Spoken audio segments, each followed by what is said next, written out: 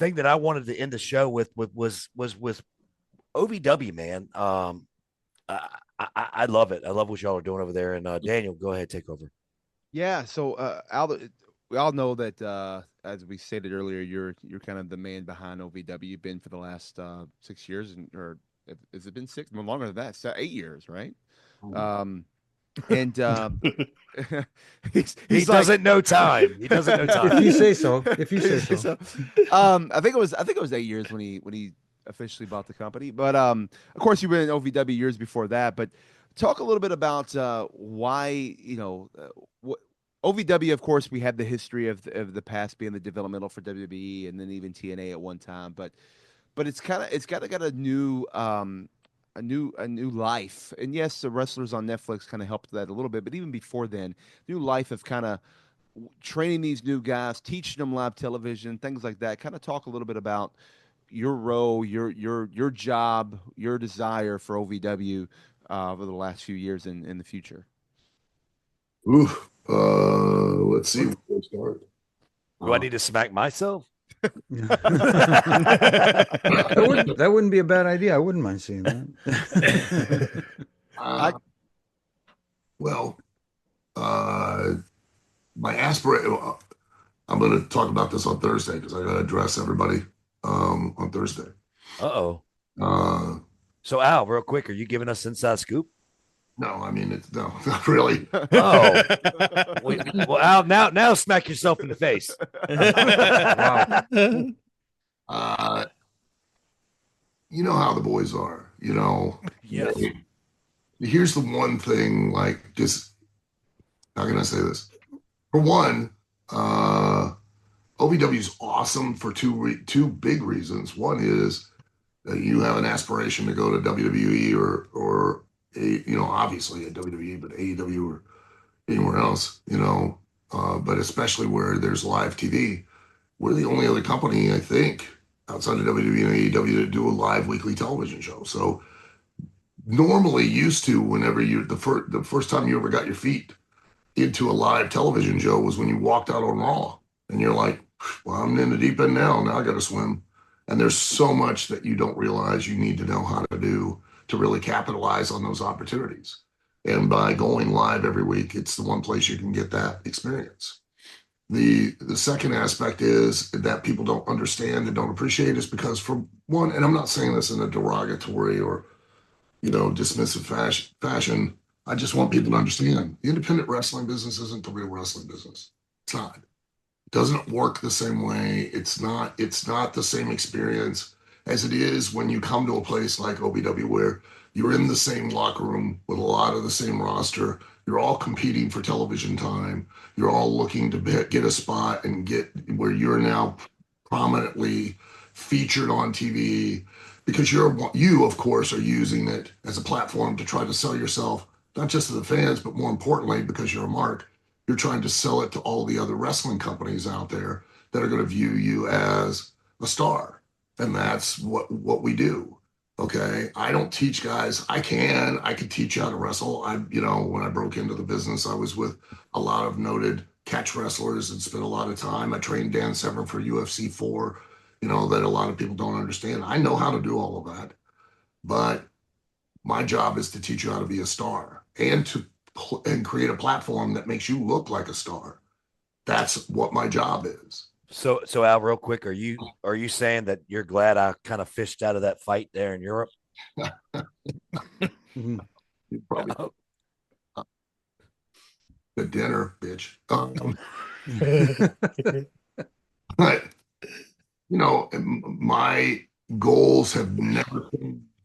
My aspirations have never changed for OVW, and that was at one point in time, like on the independent scene, like if you walked into a locker room, you were an OVW talent, you walked in a locker room, everybody was like, oh, he's an OVW, and you were of a higher caliber, and everyone knew it, okay, because there was a standard. That reputation went away. Not belittling anybody, but it was not there when I first bought the company. And I wanted to reinstill that again. And my sole goal, quite honestly, because I was brought into this business in the same manner. And I still adhere to a lot of the rules that used to be in this business that now don't apply or don't exist, or everybody just blows off because they don't understand why they were there in the first place. Okay. I was brought in back when it was, I tell people, and they think I'm exaggerating. And if you never got in back during that time, I know your dad will tell you this, Brian, it was easier to be a made man in the mafia, I swear to you, than it was to get in the wrestling business. Yeah. And why? Okay. The vast majority of everyone that was in the business, this is what they did for a living. And listen, if they weren't in this business, they'd have probably been in prison. Okay. They were all whacked out people. All right. They protected it. That was how you protected it, because it takes an entire crew to build a town, to draw money.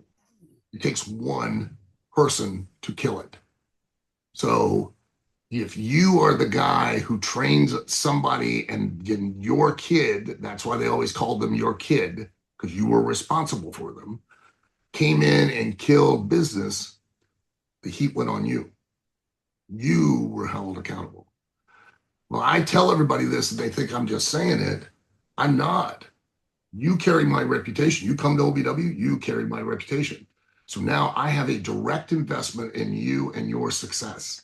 The more you succeed, the more I succeed. That's not some bullshit statement. That's Right. not I'm the Mother Teresa of wrestling. I'm very selfish and very self-involved.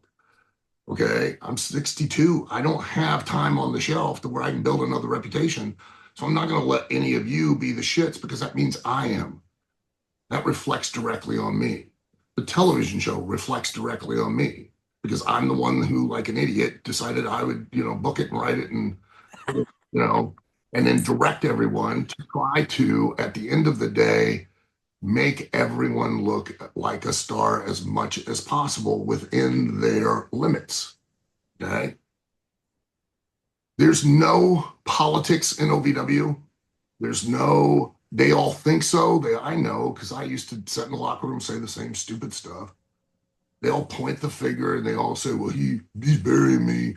He's not using me this way, or I should be doing this, or whatever. And they all second guess, and they all assume that it's because somebody got in my ear. Let me make this clear. Nobody, and I mean no one, influences me or directs me to do anything but think business. That's all I care about, period. Because I am personally and directly invested in it, in the company, and in everyone who's now a part of it. So, because at the end of the day, you guys can think and say whatever you want, okay? Okay, any of the other owners can think and say whatever they want, okay? OVW goes down, it tanks. There's only one guy, only one, who's going to eat that shit sandwich. Just one. Yep. Nobody, no talent, no referees, no agents. Nobody else is going to share in the fact that I was the one who killed the territory that lasted for how long until I got involved and took over. Period. Just me. That will be my legacy. That will be my reputation. So why am I going to let anyone influence me in any manner other than what I think is going to be what's good for business? And I can back that up. I've seen it firsthand where people has tried or said or whatever, and Al does not. There's no politics involved. He doesn't. He goes, no, I'm. This is my decision. There ain't nobody else talk to me about it, and they can try. And I've seen them try, and I'll just look over and go, look at this guy trying, but it doesn't work. So Look, I'm open to ideas, yeah, suggestions. you are absolutely you are. Yeah, But all I want to do, truly, all I wanted to do is make a good show and a place where I can build it up to where we can do business, to where we draw money, to where everyone can do it for a living on some level. That's it. That's my whole objective. That's my whole agenda. But everyone now, gets lost in that, and they forget, and and I understand, because a lot of people don't understand in the role that I'm in. My role operates only on two principles. respect and trust. Everyone in that locker room, everyone who's involved in that company has to 100% respect me and 100% trust that I have everyone's best interests at heart. And sometimes, like come Thursday, I got to have a reminder and go, look, guys, this is the exact same conversation. I am worth your respect and I'm worth your trust. Because if they don't respect and trust me, same goes, you can say what you want about Vince McMahon. Everyone respected him and they trusted his vision and his direction, right? Why? Well, because it benefited everyone to do so. You understand? Because the buck stopped with him. When you start second guessing and the talent start, oh, well, I don't want to do it. Vince could have walked up and a lot of times would walk up to talent and go, I need you to do X, Y, Z with so-and-so. And all that talent has to do is go, no, I'm not doing it, because they don't respect you enough or trust you enough that it's going to benefit everyone. And that's how delicate, one of the biggest things that makes professional wrestling different than any other business. It's like every other business, and it's like no other business in that one aspect. You go buy a Jimmy John's franchise, and brother, all you got to do is make your sandwiches, market your sandwiches, get yourself, and you sell your product. My product has to respect, your sandwiches don't have to respect you. My product does, because my sandwiches have their own agenda, their own egos, their own neuroticisms, and they're always constantly in their head, sitting on the couch, second guessing everything and worrying and evaluating. Okay. And I've got to have them believe in me. Otherwise, it's chaos and the inmates run the asylum and we never accomplish anything. And I'm not putting myself over. I purposely have built OVW up back to a place to where not only do guys use our television clearances to get noticed and then get booked in other companies and get other opportunities, they're now being put on posters as OVW's own, OVW superstar. And then when they walk into locker rooms, they're held in a higher esteem because of the fact that they are at OVW and that they're a part of it. And that was my goal, was that you're a part of OVW, you are a step above everyone else.